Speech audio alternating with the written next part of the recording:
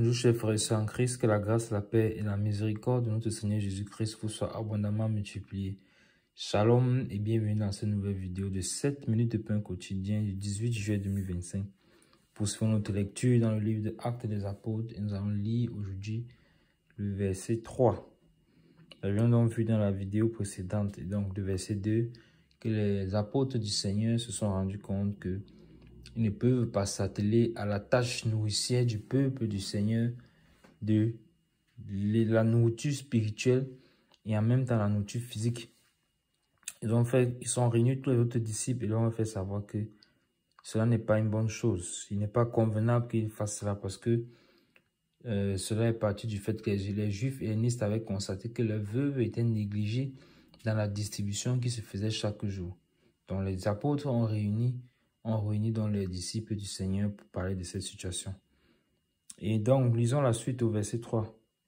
Tout ce qu'ils vont continuer de dire. C'est pourquoi, frères, choisissez parmi vous 7 hommes de qui l'on rende un bon témoignage, qui soient pleins d'Esprit Saint et de sagesse, et que nous chargerons de cet emploi.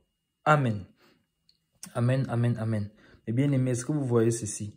Encore une fois de plus, nous voyons l'humilité des apôtres. Malgré que c'est eux, les apôtres, c'est eux que le Seigneur a établi. Qu'est-ce qu'ils font? Ils consultent les autres disciples. Ils consultent les autres disciples. Ils consultent les autres disciples. Non seulement ils les consultent, ils leur présentent la situation qui n'est pas convenable que nous le fassions.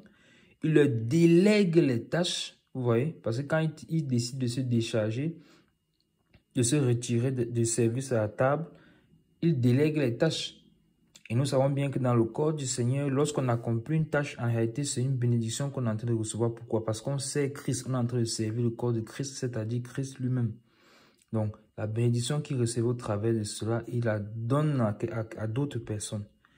Et ça, c'est la première chose que nous retenons. Deuxième chose que nous retenons, c'est que ils se mettent en position d'humilité une fois de plus. Ils ne décident pas eux-mêmes de dire, bon, voici ce que nous avons choisi, ce que nous avons établi. Non.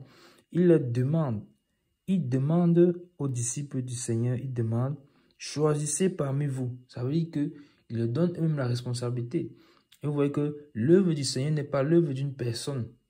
Il n'y a pas une personne qui se tient, qui est l'autorité, qui décide de tout, et tous les autres doivent simplement suivre. Non, le Seigneur a positionné chacun dans le corps comme il a voulu. Et les apôtres nous montrent ici le bel exemple d'humilité et d'amour entre les frères. Donc, il dit, choisissez parmi vous. Il disait, choisissez parmi vous. Donc, vous avez la responsabilité de choisir. Vous-même, vous savez ceux parmi vous qui peuvent être assignés à cette tâche-là. Donc, choisissez. Et il dit, choisissez parmi vous 7 hommes. Amen. Gloire au Seigneur pour l'inspiration du Saint-Esprit qu'il a donné ici aux apôtres. Bien évidemment, le chiffre 7 n'est pas un chiffre au hasard. Donc, nous avions, dans les débuts, fait une étude assez courte sur les chiffres et en particulier le chiffre 40 dont nous étions donné comme exercice d'aller continuer nos propres recherches sur ce chiffre-là dans la parole du Seigneur. Et voici donc ici par exemple le chiffre 7. Bien évidemment, cela n'est pas un chiffre anodin. Et ils disent, choisissez 7 hommes. Amen. 7 hommes parmi vous. Donc, et qui leur rendent un bon témoignage et qui soient pleins d'Esprit Saint et de sagesse. Est-ce que vous voyez ce qui se passe, mes bien-aimés? Ça veut dire que dans la maison du Seigneur, les choses ne sont pas faites au hasard. Comme certaines personnes disent que le Seigneur, non, il n'est pas dans les détails, non, il regarde juste au cœur. Non, le Seigneur est dans les détails. Il est dans les détails. Regardez comment, rien que pour partager la nourriture à la table, il faut quoi? Il faut avoir un bon témoignage. Et ça, c'est pour ça que les apôtres eux-mêmes se chargeaient de cette tâche-là, parce qu'eux-mêmes, ils avaient un bon témoignage. Et dans le corps du Seigneur, donc, il ne faut pas qu'il y ait des scandales. Ils doivent avoir un bon témoignage. Il ne faut pas qu'on se retrouve en train de faire pire, de privilégier les gens de leur maison, partager la bonne nourriture à ceux avec qui ils ont des affinités, ainsi de suite, pendant que les autres souffrent. Partager à d'autres pendant que d'autres ont faim, d'autres mangent pendant que d'autres ont faim. Non.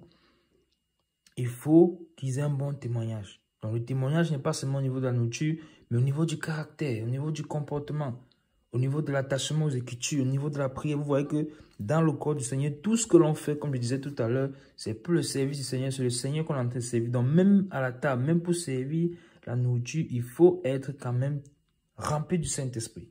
Parce que c'est la prochaine condition que les apôtres vont donner. Ils doivent avoir un bon témoignage, ils doivent être pleins du Saint-Esprit.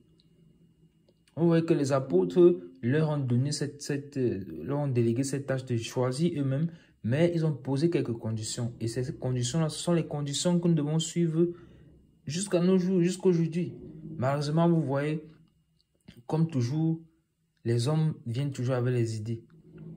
Quelqu'un a une vision, ainsi de suite, il va établir sa femme, il va établir ces gens avec qui il est proche, il va établir dans le corps du Seigneur. Est-ce que c'est comme ça que ça fonctionne dans le corps du Seigneur?